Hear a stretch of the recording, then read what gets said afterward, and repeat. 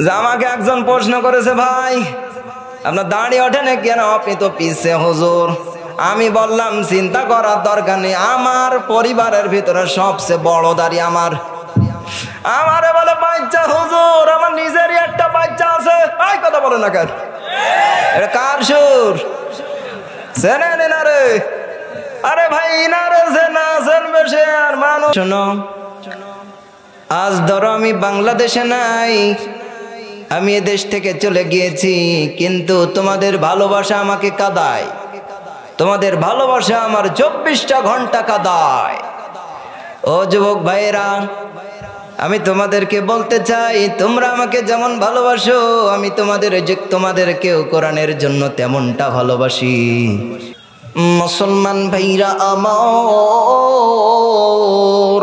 খুব খেয়াল করে কথাগুলো শুনবেন।